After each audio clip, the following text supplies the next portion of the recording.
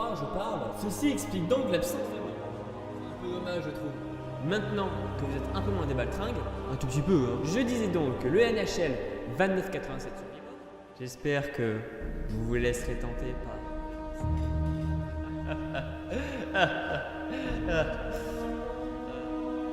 Vous y êtes tous allés au moins une fois, et que pour les plus balèzes d'entre vous, il y a toujours un abonnement. Dans sa vie de presque trentenaire, il a plein de psychanalysant Monsieur Lacaille. Voilà si ça ira de l'aider. Moi, je vous dis à la prochaine. Peut-être, car je vais devoir parler avec vous. J'étais bien.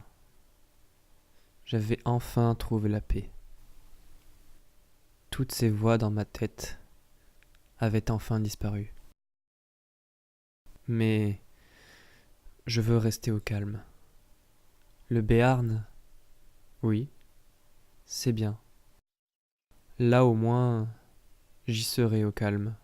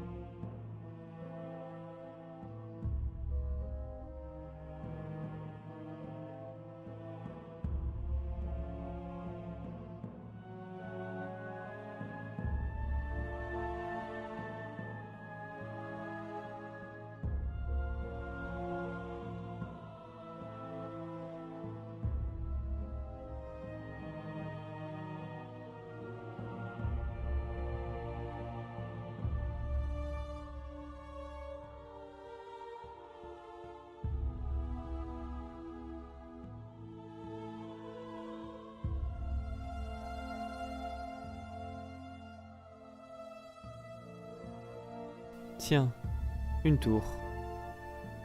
Pourquoi pas après tout? Il me semble être déjà venu ici dans le passé. Ou bien était-ce...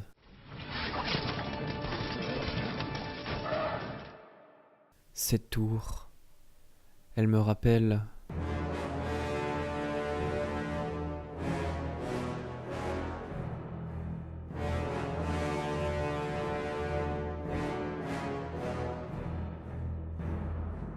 Pourtant, ce lieu est vieux, datant du XIVe siècle. Mais comment?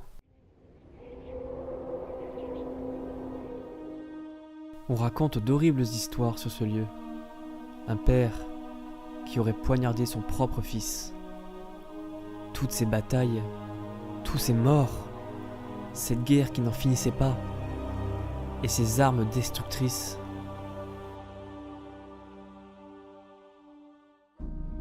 Une quête. Ma quête?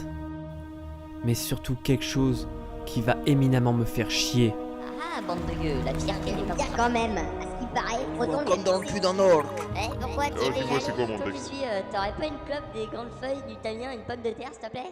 Oh non, pas encore.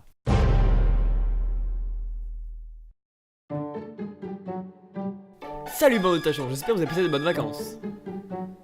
Non, en fait non, j'espère que vous avez passé vraiment des vacances de merde. Bref, aujourd'hui il sera question dans ce 4ème épisode de Sagaphonix de... The Lord of the Ring. Et oui, cela existe, mais il y a aussi...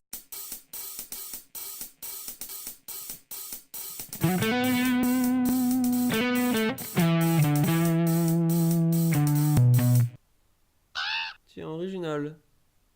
Je me fais couper la parole par mon propre générique maintenant.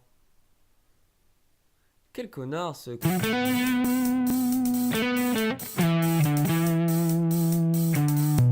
Bon, je vais cordialement aller me faire foutre, parce qu'apparemment le respect est mort, il s'est fait enterrer dans la fosse commune de Saint-Cusson-la-Val le mythe. Charmante petite bourgade prise entre ma teub et ma couille. Alors, c'est une parodie, et comme toutes les parodies, elle détourne...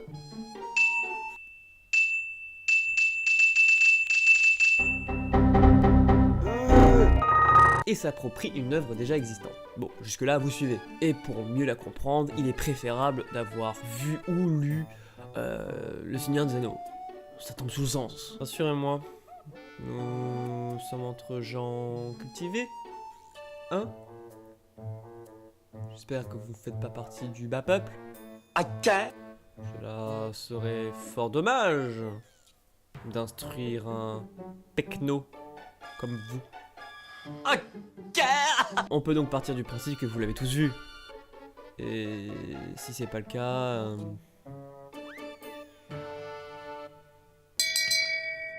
Shame. Shame. Shame. Bon, pour les plus ignares d'entre vous... Ignares? Oui, ça m'arrive des fois de faire des mots de plus de 2 syllabes. La saga raconte l'aventure de Froton et Sam, qui est aussi gros que vos mères. Mais aussi de Mary et Pimpin qui partent à l'aventure dans la terre de Médeux, ou de droite. Oui, pas de gauche car il s'est arrêté aux frontières du Merdor. Tout cela pour détruire l'anneau unique de saumon trouvé par Pilpon chez Gloom. Oui, cette saga en a beaucoup trop pris, ou plutôt les auteurs, car ils ont tout parodié, vraiment tout, comme ça. Vous me croyez pas? Bon, on va faire un petit jeu.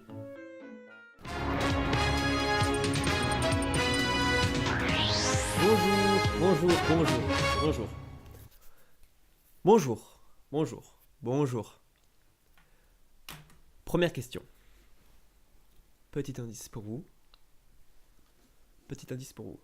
Alors. Top, en ruine dans les films, je trône en haut d'une colline en ruine où 5 compères ont voulu bivouaquer. 2 des 4 petits ont voulu se sustenter en faisant cuire quelques saucisses. Jusqu'au moment où la lumière de leurs agissements fut découverte par les ténèbres. Je suis... Le mont venteux. Non, c'est le mont qui vante. Deuxième question.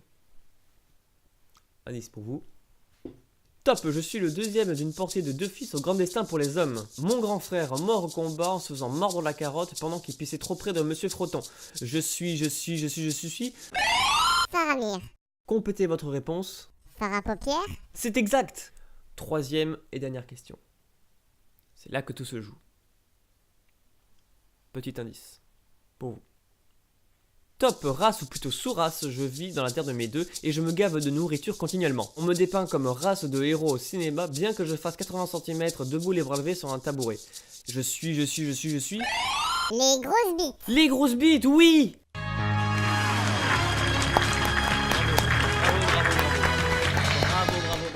Bravo. Par contre, j'ai pas compris pourquoi ils ont appelé les Nazgûl en Naznuls. Je veux dire, ils auraient pu encore plus parodier le nom, je sais pas, par exemple en Nazbul.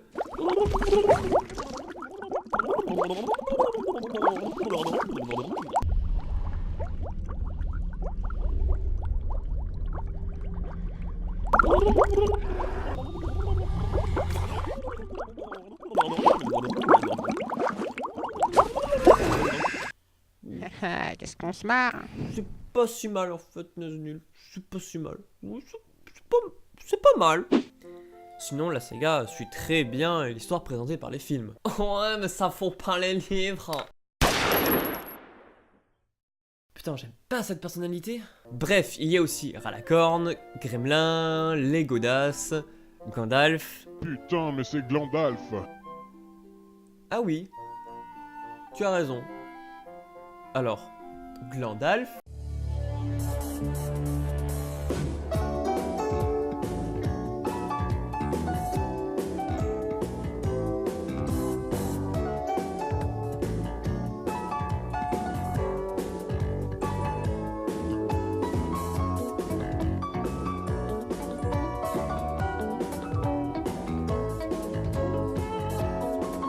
Ne me remerciez pas, c'est cadeau.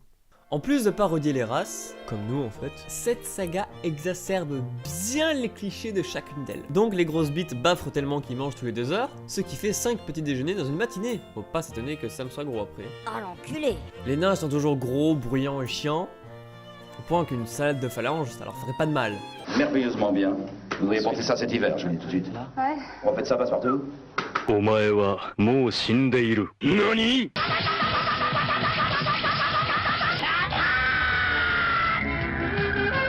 Merci Patrice Laffont. Et les elfes sont toujours fidèles à eux-mêmes. Je sens une pointe d'ironie dans vos paroles. Cette saga a été créée par Partoff et Aki en 2003, quand ils avaient 14 ans. Faut pas trop leur en vouloir pour leur humour, parce qu'à cette époque, ils étaient jeunes. Et un troisième larron du nom de Zigoma Zygomatisteria. Putain mec, t'avais pas plus simple? Je sais pas, regarde, macOS 6, c'est super simple. Tu trouves pas que t'as un nom à la con? Non mais toi, tu vas te coucher. Et ta sœur, elle dort peut-être? Ok. Je reviens.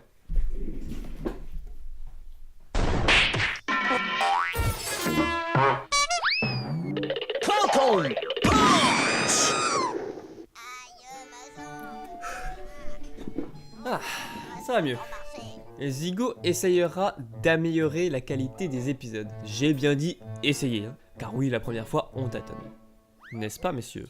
Alors, ce petit défaut de qualité au début est dommage, mais ils y donnent un petit côté ridicule et vintage. Waouh, c'est excellent.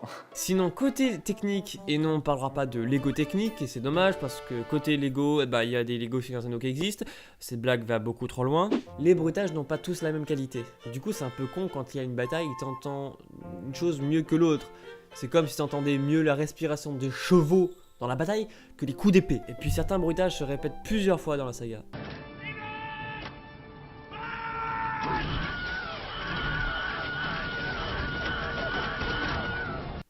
Le recyclage, c'est bien, mais ils auraient dû mieux le doser. On peut donc dire que cette saga MP3, ou fiction audio, a mal vieilli.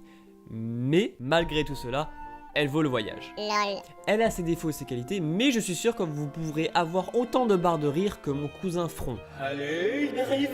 Oui, j'ai un cousin qui s'appelle Front, et alors? Ceci n'est pas mon cousin, je ne suis pas fou. Ce que j'aime beaucoup, c'est que les deux narrateurs sont deux personnages à part entière. À part entière. Comment ça? Une part entière? Une part entière? Attends, une part. C'est forcément coupé de quelque chose. Donc ce n'est plus une part.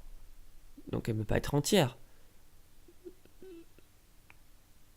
Cette expression ne veut rien dire. Mais les narrateurs n'interagissent jamais avec les personnages de la saga. Et c'est important car dans d'autres sagas MP3, le narrateur parle avec les personnages de la saga. Ce qui rajoute de l'humour, de la profondeur, du comique, plein de jeux de situations. Si on peut parler d'humour, je dirais que, bon, ok, on peut pas faire mieux à 14 ans. Il y a quand même pas mal de bonnes blagues. Des mauvaises aussi, des mauvais jeux de mots, des comiques des situations, de répétitions, et même des fois ils brisent le quatrième mur comme Deadpool. Quand ils font cela, les personnages ont conscience d'être dans une histoire et du coup ils en jouent. Mais ce que je préfère par-dessus tout, c'est quand on entend les deux narrateurs évoluer dans le studio. Oui, mesdames et messieurs, c'est possible. Et aussi quand ils font des blagues anachroniques. Ouais, j'aime beaucoup ça, ils en font pas mal en plus. Bah écoutez, je vais vous faire écouter un extrait. Hop là.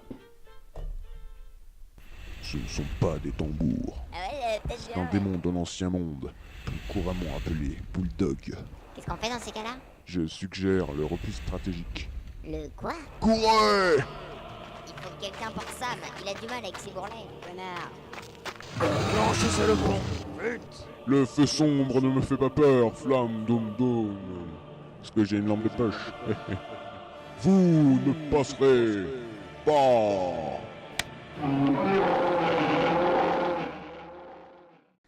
Le con il a glissé. Bon, j'arrive. Fais gaffe, ça glisse. Glandalf. Mince, Glandalf a glissé sur le poulpe que j'avais malencontreusement laissé en plein milieu du pont. Voilà, cet épisode est à présent terminé, j'espère qu'il vous aura plu. Si c'est le cas, n'hésitez pas à le montrer de quelque manière que ce soit, en le likant, le partageant et en vous abonnant pour que cette émission puisse continuer à vivre. Écoutez les sagas MP3, c'était macOS X, bisous. Allez les grosses bites, faut sauver la terre de mes deux maintenant. Comment? Sans avoir mangé? Ah, tu nous fais marcher là. Dites-moi, vous êtes pas très expérimenté comme aventurier vous, hein?